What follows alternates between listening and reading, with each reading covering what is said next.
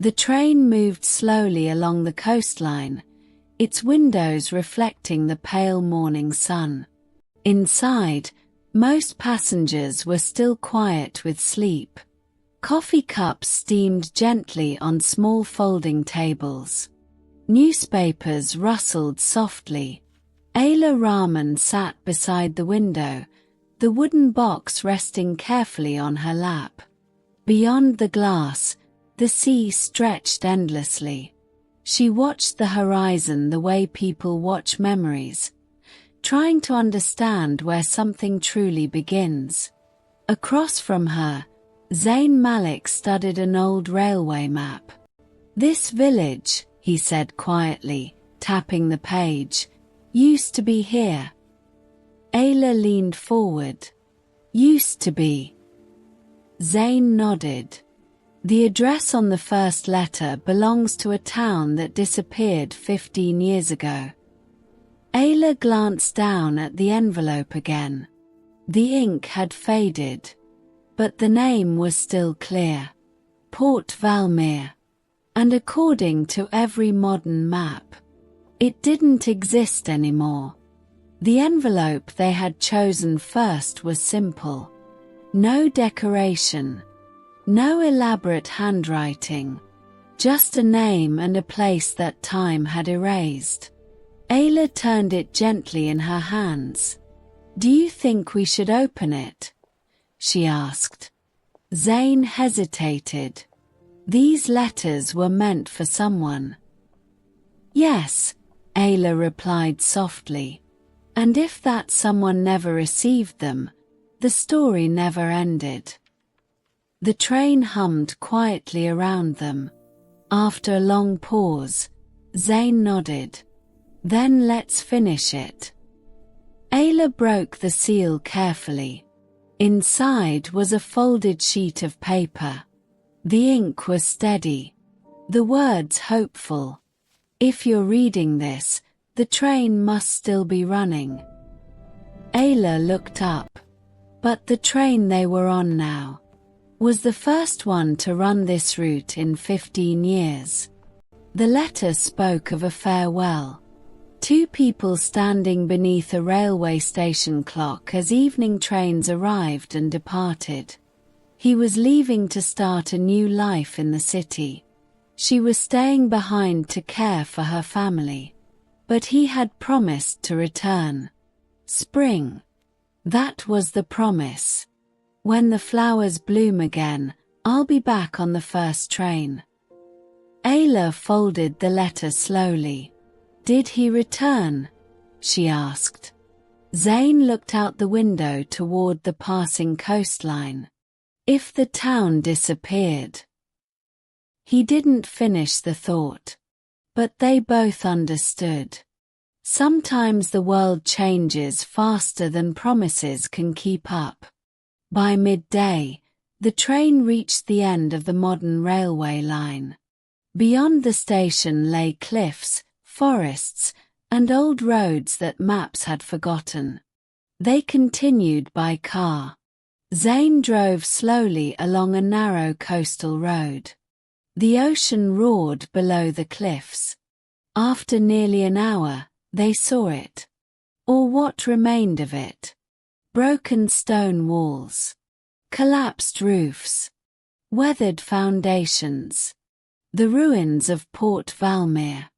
Ayla stepped out of the car in silence. Wind rushed through the empty streets. "This was a town," she whispered. Zayn nodded. "Until the landslide." 15 years ago, heavy winter rains had weakened the cliffs. Half the village collapsed into the sea overnight. The railway line was closed. The station abandoned. And Port Valmere was erased from the map. They walked through the ruins carefully. Weeds grew between the cobblestones.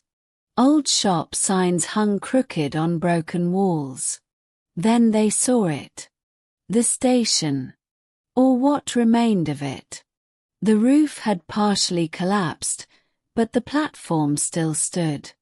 The railway clock above the entrance was frozen. Its hands stopped at 5:42. Zayn looked up. That must have been when the landslide started. Ayla imagined the moment. The sound. The panic. The sudden silence afterward. She held the letter tighter. Somewhere in this town, someone had once waited for a train that never arrived. Inside the station building, the air smelled of old wood and sea salt. Ayla searched through a broken desk drawer.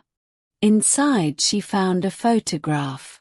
Two young people stood together on the platform. Behind them, the station clock. The same clock now frozen above the doorway. Ayla brushed dust from the photo. On the back was written, "Spring. Don't forget." She looked at Zayn. "I think we found them." He studied the image closely. The man in the photograph looked familiar somehow. Not from memory. From resemblance. The shape of the eyes. The posture. A shadow of recognition crossed Zayn's face. But he said nothing. Not yet. They found the only living resident of Port Valmere in a small cottage near the cliffs. An elderly woman sat outside watching the ocean. She greeted them with the quiet patience of someone who had seen too many departures. When Ayla showed her the photograph, the woman smiled sadly. "I remember them," she said. "They used to meet at the station every evening." "Do you know their names?" Ayla asked gently. The woman nodded. "Daniel and Myra." She pointed toward the broken station. Myra waited there every spring for 3 years after the landslide. "Did Daniel return?" Zayn asked. The woman shook her head slowly. No trains came anymore. The wind carried the sound of waves crashing below the cliffs. Some promises die quietly, without witnesses. Back in the car, Ayla opened the letter again. This time she read the final lines. "If the trains ever stop running, don't wait for me." She looked at Zayn. But she did. Zayn stared at the ocean. For 3 years. Ayla closed the envelope carefully. "That means the letter never reached her." "Or she never believed it," Zayn replied. "Some words arrive too late.